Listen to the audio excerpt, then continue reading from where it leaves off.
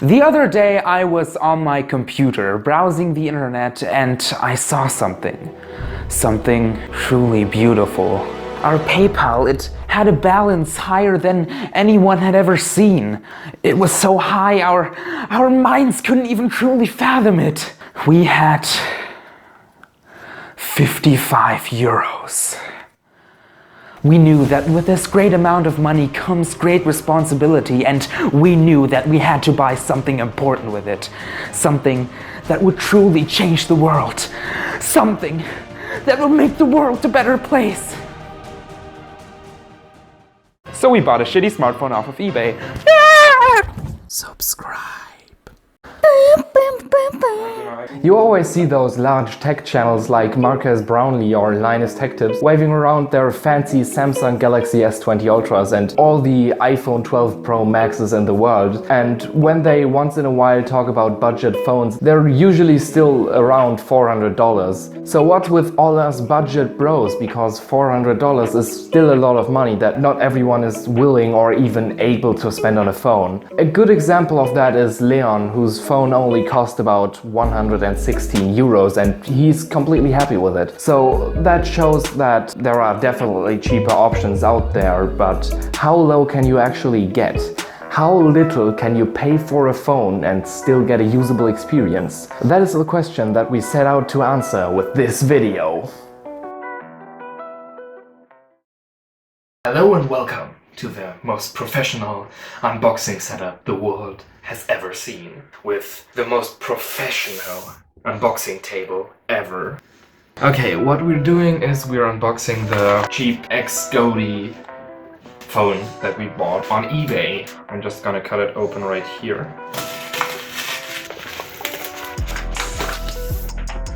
Very fancy packaging.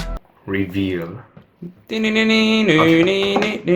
I mean, you gotta say, like, this looks epic. This actually looks pretty nice. It's thick. Let's not look at that too much right now. Linking people. XGody, made in China. Shenzhen Shang technology. It's literally Shenzhen Cheng technology.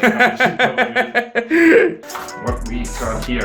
I think it's a charging cable. Okay, just standard micro USB, relatively short. Next, it's a screen protector. Another screen protector, but this thing is probably glass, I think, or something like that. A case with a foam insert. Actually, pretty nice case. The battery and user's manual. And that's basically it. I have to be very careful with the packaging because it's like a collectible. It's an XGody, original XGody. Okay. I have to be very careful with it.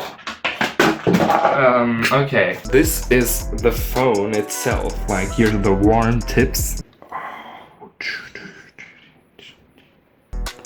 Actually, pretty nice view, but the application of the pre-applicated screen protector, not this one, like there's another one under here, isn't very good. Like, there is stuff underneath. It like actually doesn't want to come off. It's like really strong adhesive. I don't think this is gonna be very satisfying.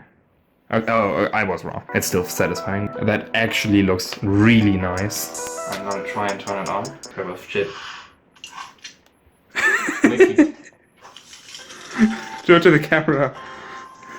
If you hear that, you know that's like quality.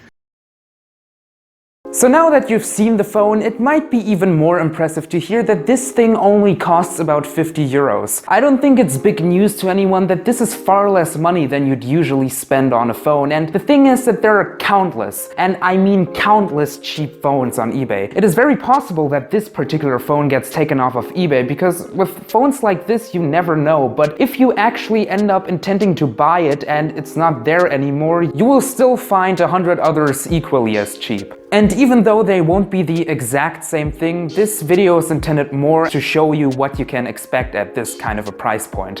So try one out, and if it turns out to be complete and utter trash, just send it back and try another one.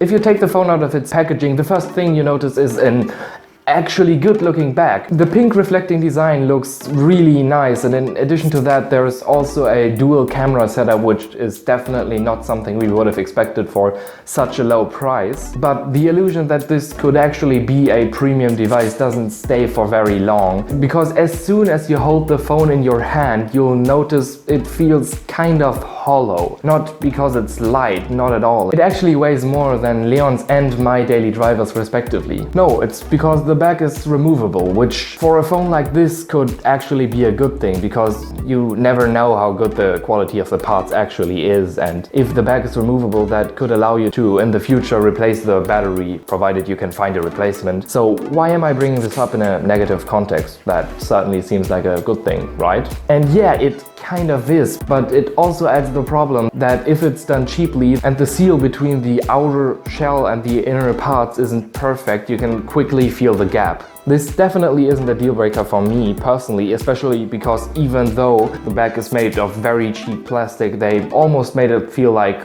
the glass back of my Samsung Galaxy S7 Edge, but it's just something I thought you should know. We don't have a phone so that we can stare at the back the entire time though. No, we'd actually have to turn this thing around and...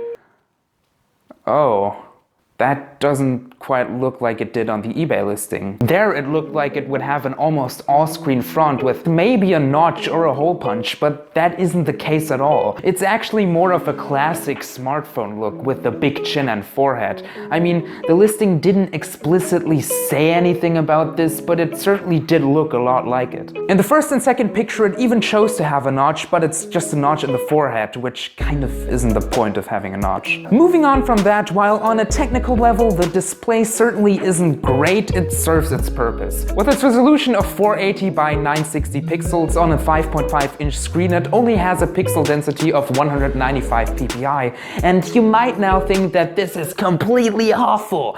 And it might sound like that if you compare it to the Samsung Galaxy S20 or something, but even though I'm not saying that these are better, they most definitely are. And if you hold up an S20 right next to the XGody S20 Lite, which by the way is the name of the phone we have here, you will 100% notice the difference. Not as much if you hold it at a reasonable distance from your eyes, but there is still a slight difference in clarity. I don't think that's really anything you can complain about at this price point, and especially on such a small screen. And even if that would be a problem, what it loses in resolution it most definitely makes up for in brightness and viewing angles, because for a phone that costs 50 euros I expected a lot worse. The brightness is definitely a strong point of the S20 Lite. The viewing angles though are a little bit less good, and that's not because of the actual display, it's because there is a small air gap between the display and the front glass that makes reflections a bit harsher. So overall, if you're using the phone outside, the display will probably still be kind of usable. Unlike the speakers, because they're kind of quiet. Even on the loudest settings, I couldn't get them to be loud enough to comfortably watch a video if there's a lot of people around me talking. But if you are the one person who, in this situation, would even consider watching a video without headphones and annoy everyone around them, you couldn't be helped in the first place. Which actually brings us to another good point of this phone.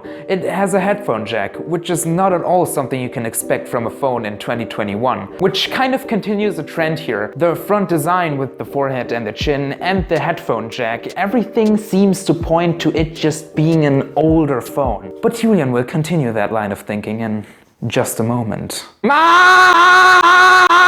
For now, we should focus on the actual usability of the phone, which for one is obviously the performance, and we're definitely gonna go into great geeky detail with benchmarks and real-world gaming tests, but that's not even the main focus here because, spoiler, it's about what you'd expect. No, what we're looking at first is the software, as during the unboxing we immediately noticed that something was kind of off here. If you slide down the notification bar, you'll be greeted by a big wave of nostalgia, or at least that is if you owned an Android smartphone back in like 2013 to 2015. And continuing the theme of the chin, forehead and the headphone jack, this definitely looks like stock Android 4 or maybe 5, and this goes all throughout the phone. Like for example, if we go to the settings to check which Android version this runs on, it's the same design, but uh-oh, wait, I think we're wrong, because it's obviously Android 10. Yeah, no. There is no way on earth that this is actually Android 10, but that's kind of the bootlegginess you can expect if you buy a random $50 phone on eBay. But if we ignore that, the software is okay, nothing outstanding. And because it runs Android anyway, you have a lot you can do customizability-wise. For example, you can install another launcher if this one doesn't fit your style. But there is one thing that really bothers me about this software, which is that if you look at the bottom of the screen, you'll see that there is 3 physical buttons, aka capacitive buttons, but they're not part of the display. A triangle, a circle and a square. The circle in the middle, as you would expect, brings you back to the home screen. The triangle that's pointing backwards is the back button, and the square brings you to the screen where you can see all the apps you have opened. Is what I would have said if it would actually do that like any other phone would, but no, it doesn't. The square button just opens some random menus like a right click button would on the mouse. If you want to get to the app screen, you'd have to long press the home button, which is like, yeah, it's kind of like an iPad, but it's Android, and you can expect that mostly Android people will buy this Android phone. So I don't get why you would have some iOS controls mixed in with the rest, so it's just confusing for everyone that's switching to this phone. It's like you can get used to it, but the other button is there, so I don't get why it's more complicated than it needs to be. Other than that, there's not really that much I can say about it because it's just stock Android, so move on. Which is why we're now going to take a look at the really interesting stuff, the performance. But even here we immediately hit a snag. Presumably because of the Android version, basically no benchmark will actually install. Now listen, I know we teased benchmarks and performance tests before, but it just doesn't work, and the same thing goes for PUBG Mobile or Fortnite for Android. I know it's really heartbreaking, but that's just how it is. I mean, I could also just scroll up and remove the teasing that's from the script, but it's like 1 page up. Do you know how much effort it would be to scroll all the way up there? I don't know if my finger could handle it. More casual games like Geometry Dash, Hill Climb Racing or Jetpack Joyride ran fine, but nothing more graphically intensive than that. So this device doesn't seem to be for the hardcore gaming audience. But I mean, what did you expect going into this? Did you expect the new Samsung Galaxy S20 Ultra Killer for $50? I surely don't think so, and to be honest, for the price of $50, it actually does a lot. Outside of games, this continues. The performance is fine, but not great. Apps like YouTube or Play Store load pretty slow, which might be because of the Wi-Fi antenna, but once it's done loading, videos play fine and up to the native 480p or even beyond that. The only point where the phone really struggles and the performance goes really down is when you get a lot of notifications. Like, for example, I had Discord installed at one point, and I probably got a notification every 5 seconds. And when I didn't look at my notification bar for 2 minutes, I had like 20 notifications. Yeah, that really brought the phone down to its knees. I'm gonna let it fall one more time.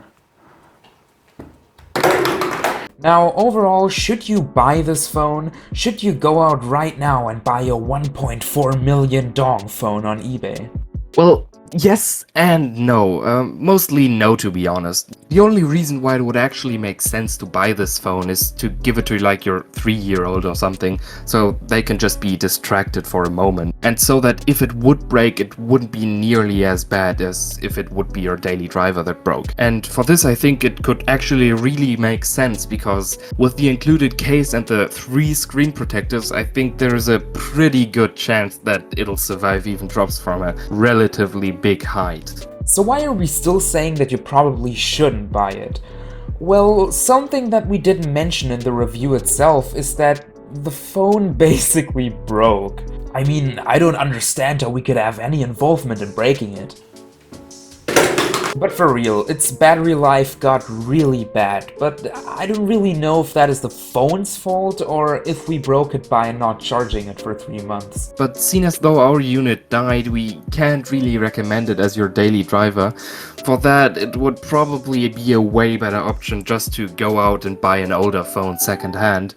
For example, the Huawei P9 Lite sells for around the same price or even less, and with that you're definitely getting a better and more polished experience overall. Or even better, save up a little longer and then buy something like the Xiaomi Redmi 9A or the Redmi Note 9 for around $100 and you'll definitely be set for at least a couple years of casual use. So yeah, that's it with this video. I hope it was alright. You worked hard on it and have also spent precious money on it, so that should indicate to you about how desperate we are for you to like and subscribe and click on links that are in our description and share it with your friends and consume it all day with your friends. Click on links that are in our description and subscribe and click on links, share it with your friends forever. Oh, fuck.